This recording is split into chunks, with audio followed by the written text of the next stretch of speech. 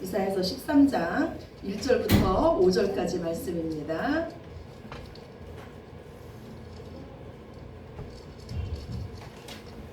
제 성경책으로 981쪽입니다. 981쪽.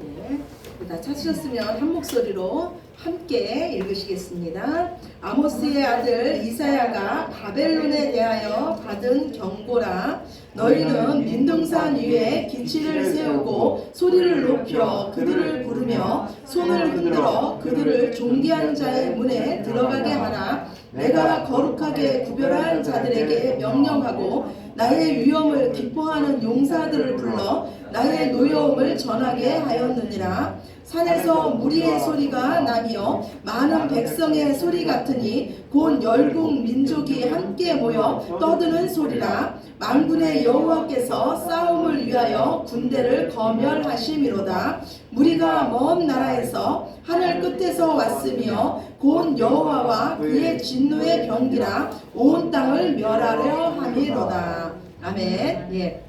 오늘은 어버이날입니다.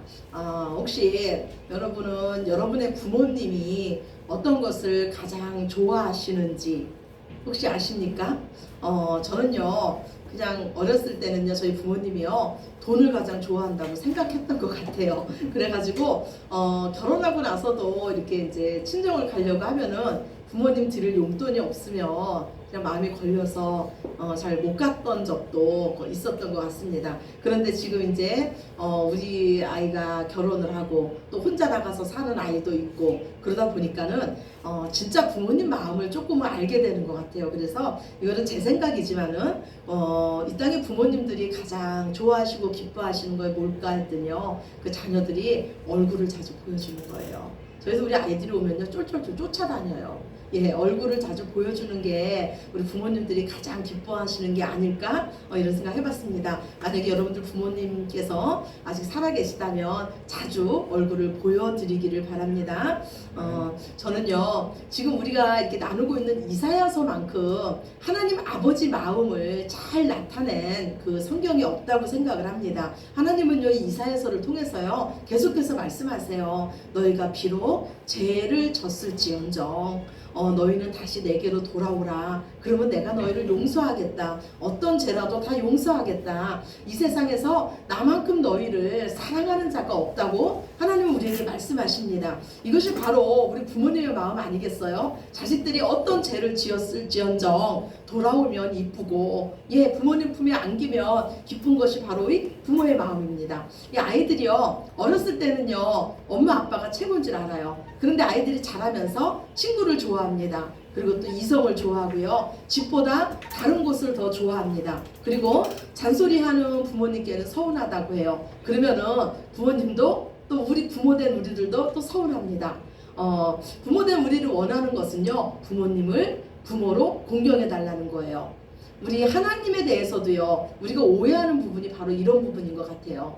우리는 돈을 좋아할 수도 있고 권세를 좋아할 수도 있어요. 하나님은 그것을 죄라고 하지 않습니다. 하나님께서 우리에게 원하시는 거는요 네 맘대로 결정하고 네 맘대로 살지 말고 나랑 상의하자는 거예요. 내가 너희를 진정으로 사랑하니까 내 뜻을 좀 존중해 달라는 겁니다. 내가 정말 너희를 사랑하는 이 마음을 알아달라는 거예요. 예수님께서 십자가에서 그 마지막 하셨던 그 기도처럼 아버지 내 뜻대로 마시고 내 원대로 마시고 아버지 원대로 하옵소서 이 기도가 우리의 기도가 되기를 하나님은 정말로 원하십니다. 아멘. 하나님은요 이사야서 1장부터 12장까지의 말씀을 통해서요 하나님 아버지보다도 열방을 더 의지하며 아버지 된 하나님보다도 다른 것을 더 사랑하며 하나님께 등을 돌린 그 이스라엘 백성들의 모든 죄악을 폭로하셨습니다. 그래서 그들은 하나님을 사랑하는 마음이 없었기 때문에 그들이 드리는 예배는 형식적인 예배였으며 그들이 드리는 예물은 하나님께서 말씀하시기를 너희 예물이 가증스러워서 내가 받을 수가 없다. 너희 그 피 묻은 손으로 올려드리는 그 기도를 내가 들을 수가 없다고 말씀합니다.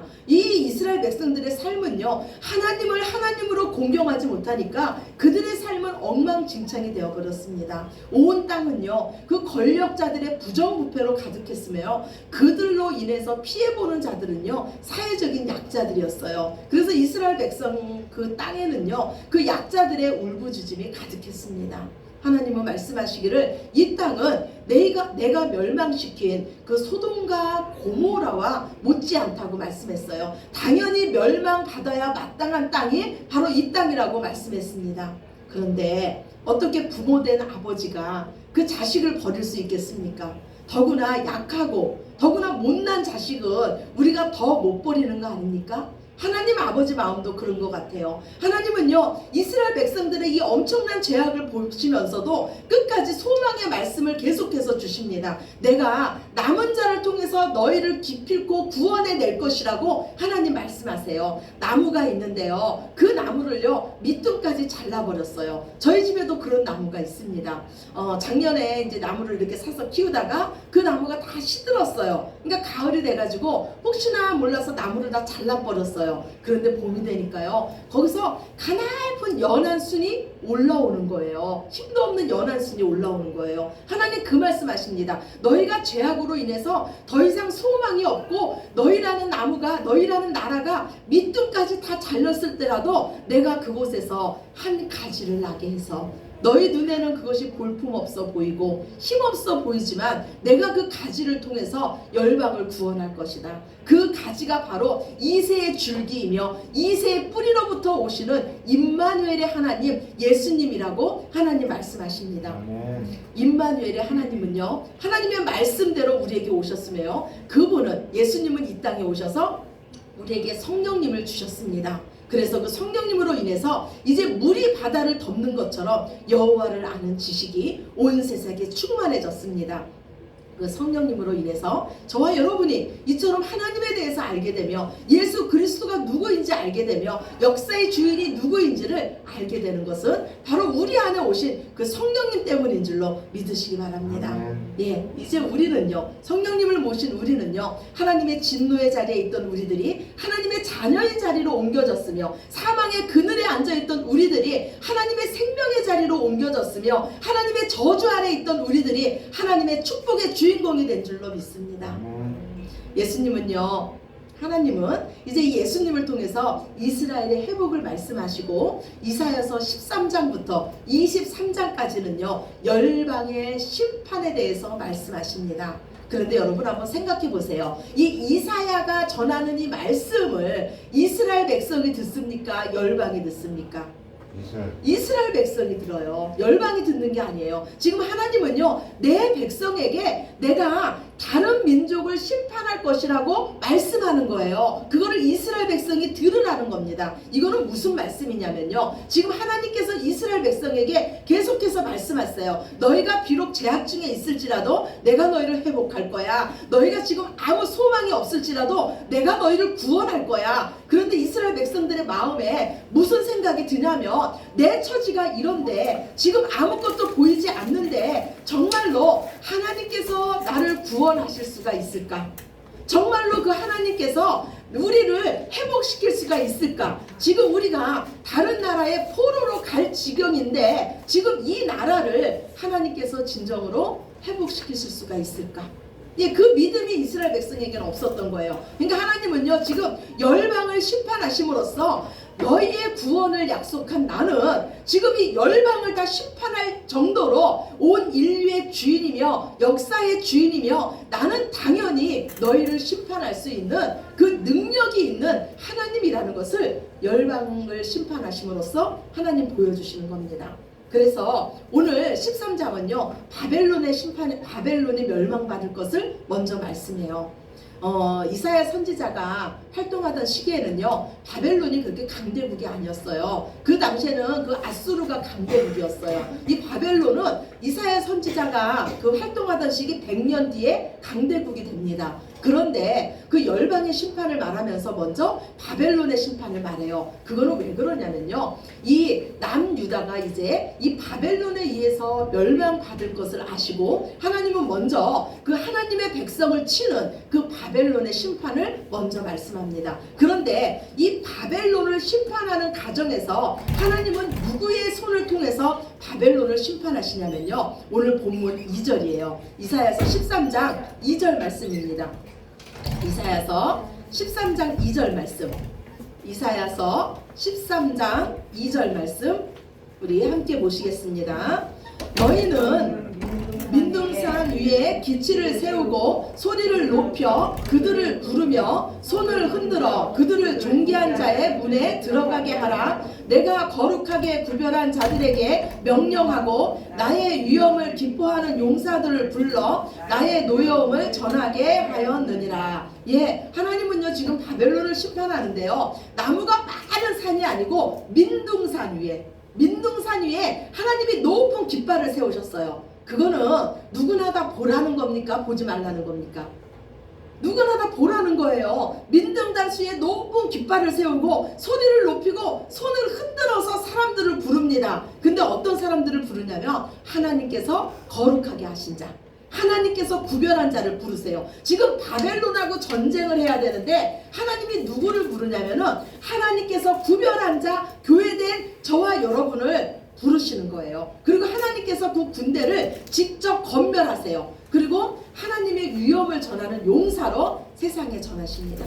그러면 이제 교회된 우리들은 누구랑 싸우는 겁니까? 세상을 상징하는 바벨론과 싸우는 거예요. 예, 하나님이 우리를요 바벨론과 싸우는 그 군사로 지금 부르시고 계시다는 거예요. 여러분 믿음의 조상 아브라함 아시죠? 아브라함 아시죠? 아브라함의 고향이 어딘지 아십니까? 아브라함의 고향이요 갈대아 우르 바벨론이에요. 바벨론. 갈대아가 바로 바벨론이에요. 하나님은요 그 바벨론에 있던 아브라함을 믿음의 조상, 오직 믿음으로 사는 당신의 백성 만드시기 위해서 가장 먼저 한 일이 뭐냐면 그 바벨론에서 불러내신 거예요. 우리가요 세상을 상징하는 이 바벨론으로부터 부름받아서 이 거룩한 백성 교회가 되었다는 것이 얼마나 큰 축복인지 모릅니다. 아멘. 성경은요 이 멸망받을 바벨론에 대해서 얼마나 많이 말씀하시는지 몰라요. 오늘 주보 보면요 주보 뒤에 말씀 한번 봅시다.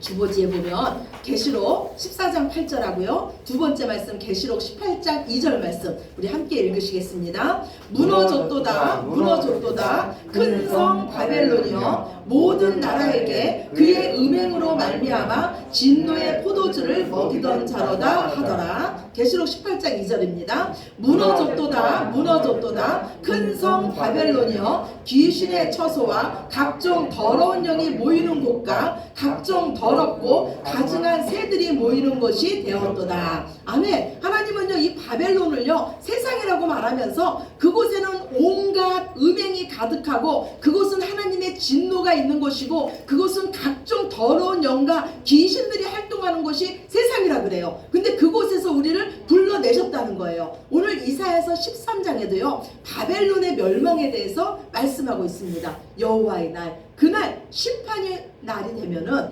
자신을 의지하고 여전히 세상을 의지하던 자들에게는요 슬픔과 공포의 날이 될 것이라고 하나님 말씀합니다. 오늘 이사야서 13장 7절 8절입니다. 본문 말씀이에요. 이사야서 13장 7절 8절 우리 같이 보시겠습니다.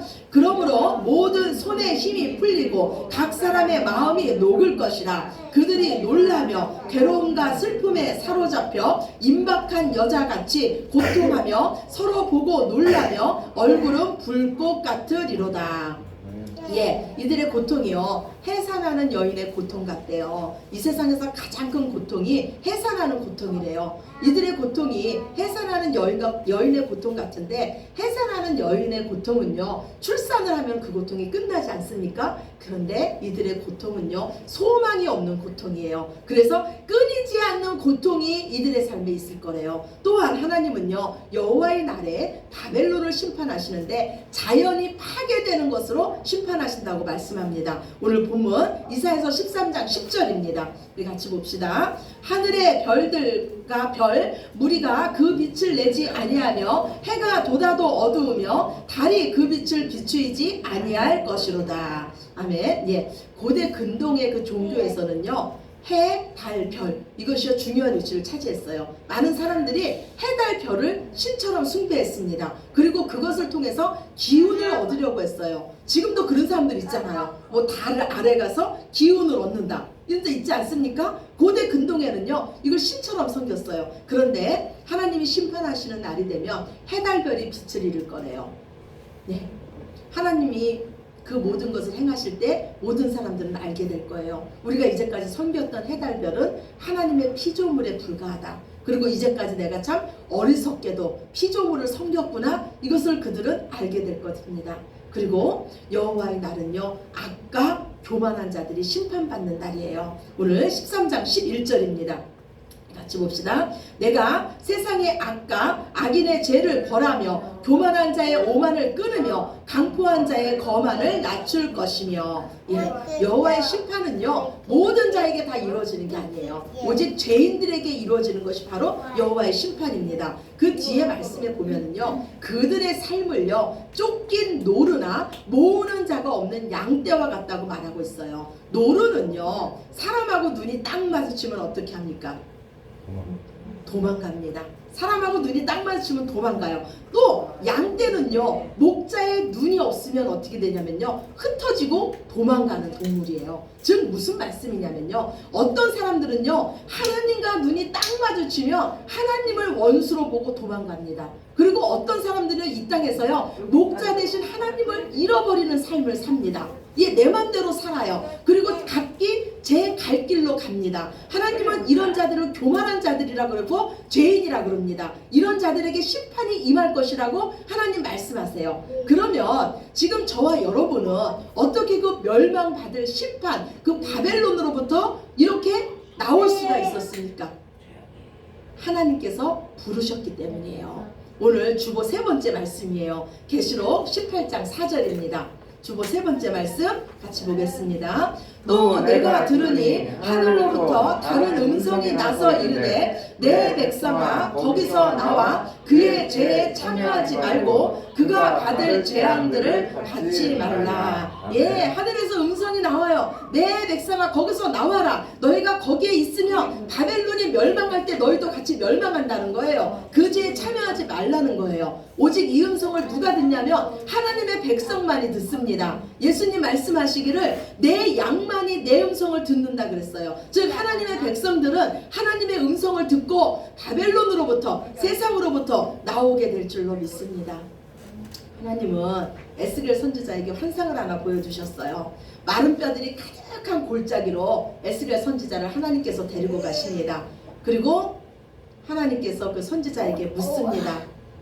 이 뼈들이 살아나겠느냐? 선지자가 말해요. 하나님께서 아십니다.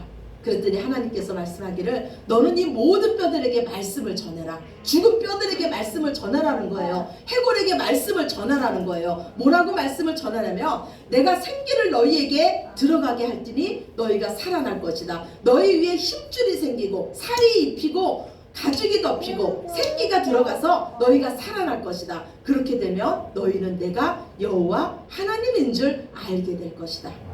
선지자가요 하나님의 말씀을 전하자요 많은 뼈들이 소리가 나기 시작합니다. 이 뼈 저 뼈들이 맞춰지기 시작하고요 힘줄이 덮여지기 시작하고 살이 오르며 가죽이 입힙니다. 하나님의 말씀대로 거기에 생기가 들어가니까요 많은 뼈들이 살아나서 일어나 섭니다. 그리고 그들이 여호와의 이름을 전하는 여호와의 큰 군대가 됩니다.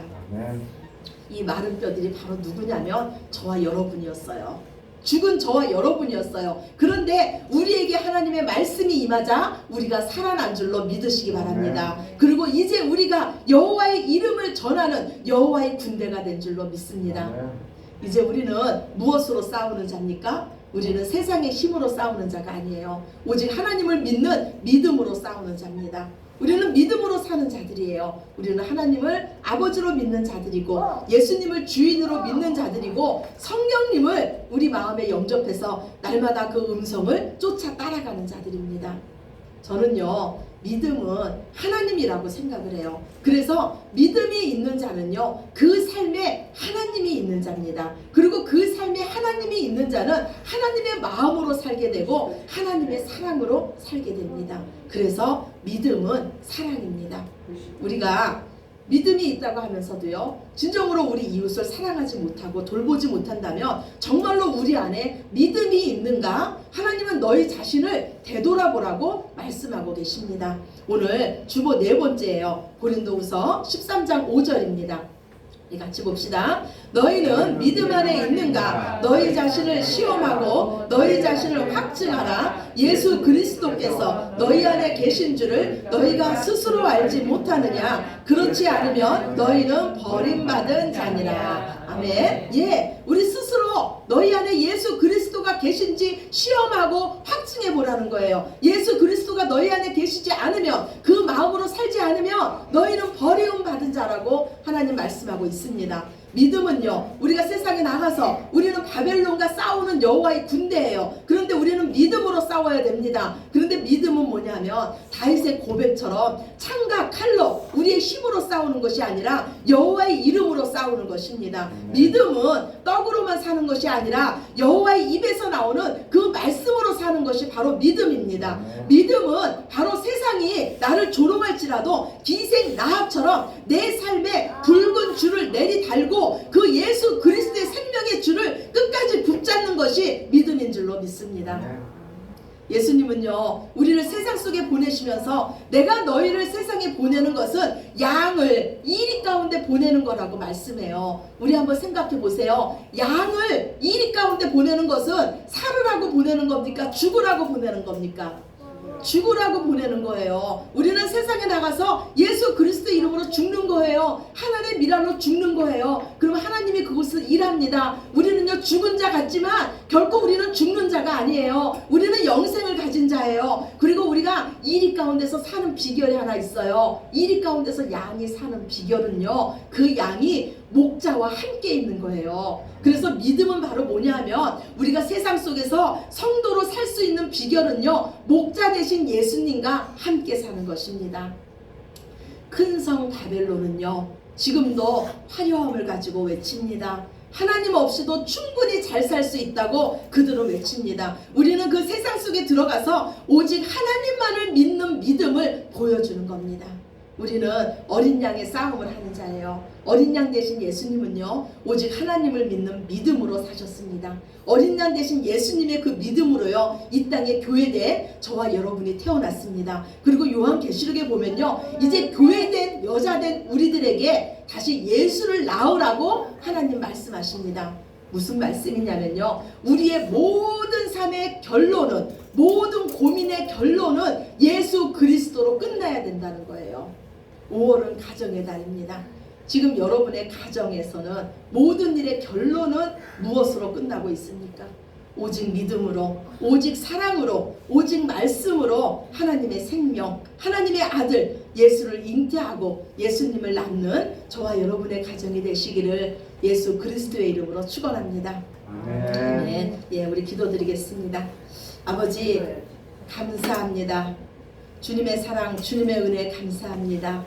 우리를 세상에서 불러내 주시고 거룩한 아버지를 모신 성전 삼아 주시며 이제 아버지와 함께 사는 그 은혜를 주셨으니 감사합니다. 여호와의 군대로 살게 하시고 나를 구원해 주신 그 은혜에 감격하며 그 은혜를 전하며 세상 속에서 하나님을 보여주며 여호와 하나님의 전지전능하심을 보여주며 그 사랑을 보여주는 저희들 모두 되게 하시옵소서. 모든 영광 아버지께 올려드리오며 사랑이 많으신 예수 그리스도의 이름으로 기도드렸습니다.